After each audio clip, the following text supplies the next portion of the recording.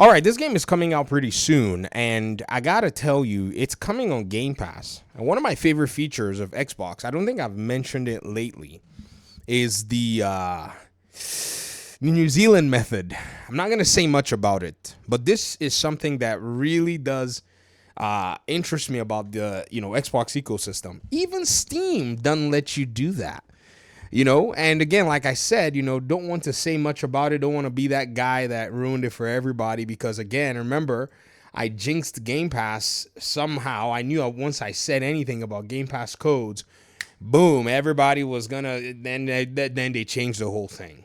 But this is quite exciting to look forward to because you can even pre-install this game now, and they actually put up their pre-install times for the different regions, and I'm seeing some people talk about it and so on and so forth. But one thing about pre-installation that kind of grinds my gears is it's just a marketing thing. I don't know what they do when the game then launches. It still has to go ahead and download the full-blown package. And this is something that, I ask myself, so why did we pre-install the game? I was thinking maybe they'd allow you to download like a little, 4 kilobyte thing. And then if you pre-installed, you just fire up the game and start going. Nope, not these days. You got to download the most recent build that was uploaded to the servers. And that's how it usually goes. I got to observe a few things being said about WuChang online. And it was very interesting because, this is somewhere about performance on the PS5 and the PS5 Pro, and I thought it was quite unique. German Strand says WuChang Fallen Feathers offers extensive graphics settings on PS5 and PS5 Pro. I think PlayStation has an article surrounding it. If you look at the image here, the image shows quality mode 30 FPS, balance mode 40 FPS, and performance mode 60 FPS. Then on the PS5, it kicks off with a 60 FPS quality mode, a 70 FPS balanced mode, and an 80 FPS performance mode. This is interesting because when you click the link, it just takes you straight to the game, and I don't see anything that actually, correlates with this at the end of the day. So I don't know where, oh, there it is. Okay, so WuChang Fallen Feathers graphics settings. So I've never seen anybody actually talk about 80 FPS as kind of a benchmark, but who knows? They may be able to hit the target on the perf for this game. Now, as to the Xbox version, we have no idea as to what is coming down the pipeline for the game. So I think it's very interesting to see this, with them actually talking about the range of the different graphics options. One thing I know is a game like this will benefit heavily from 60 FPS, nothing crazy. 80 FPS and 70 FPS and all that, that's all nice, but at least hopefully they can get their 60 FPS to where it needs to be on all of the different versions. Now, as to the Series S, that's a very interesting piece of the puzzle. What makes me even also, kind of say, well, you can think about this game from that perspective of, what in the world are they going to do with the performance and, how is that going to land? You can easily go look at the Steam performance metrics. That's a very good place to kind of start, and it can give you a very good idea as to what the hardware is going to be, asking for. And when we looked at the hardware a while back, it was very interesting to see a few benchmarks and such. Are they playing the game? Somebody was playing the game. Interesting. Anyways, they're asking for an 8 gig VRAM. Interesting that a 6 gig VRAM is the minimum requirement. A developer is asking for 6 gigs of VRAM. I'd be dead gummit. The 2070, the A750, the ARC A750. Let's go ahead and see what that. I think that's a 12 gig VRAM GPU.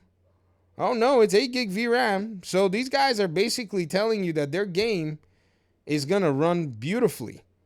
Now, they do have DLSS and FSR, so you're going to probably need that for your game's performance at the end of the day. So I'm thinking to myself that if this is what they're requiring, they should be able to get the game to run on the Series S. Perhaps a lot of textures and stuff are going to be lowered significantly to get that perf on the Series S. I don't know. But I started to look at a few things online and I saw that and I was thinking to myself, interesting stuff that they would actually market it that way. Now, here's another really interesting thing. A lot of people were like, they wait for reviews. That's another thing that you can use to pretty much verify because people are going to play it on the Series S. people are going to play it on, you know, the PS5 and the PS5 Pro if they give out those codes, and you'll be able to, you know, get a sense for yourself exactly how it is that the game is going to perform on there. But in, you know, the case of those who are playing on PC, I think all we can do is just pretty much expect that our PCs are, you know, at the minimum or recommended requirements, or maybe higher, and we'll be looking forward to playing the game at good performance. I don't care about, if a game plays higher than 60 FPS, hey, all day I'll take it. But at least if they can do 60 FPS, you know, to pretty much be consistent and not have to do any frame generation stuff, that would probably work out for us. Because one thing about frame gen and latency is that when they, with Black Myth Wukong, everything was just kind of weird. Performance was not, with Wukong anyways, was not consistent. That's the one thing I noticed. And by and large, I'm certain right now that these developers understand that this is going to be a big piece of their game when it comes down to it. But anyways, I'm looking forward to playing the game. Like I said, one of my favorite features on the Xbox is probably going to allow for me to be able to play it a little bit everybody else. And, you know, I'm excited to actually leverage that. There's no doubt about that I would love to see something like that, you know, make its way into the, you know, conversation. Okay, like, yeah, man, I get to play this game. I get to get my hands on this game a little early. And so this is definitely something that I'm looking forward to. All right, I'll get out of your hair. I'll leave you with a little bit of this Gotham Knights gameplay. And thanks for watching the video. And hopefully we'll talk pretty soon in another one. Peace out. Just what I wanted. More fighting.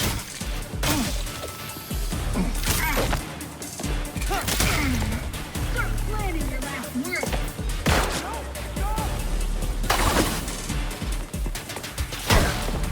We finished this tonight, Gotham.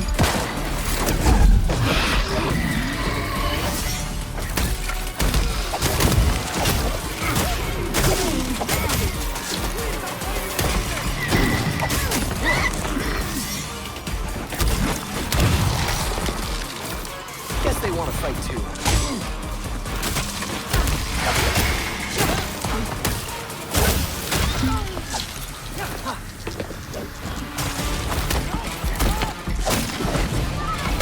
We have the guest.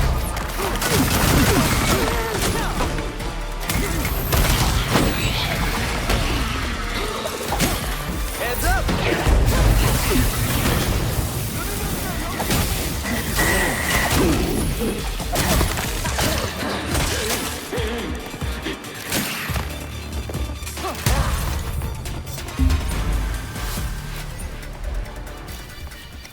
It's over. I took care of him.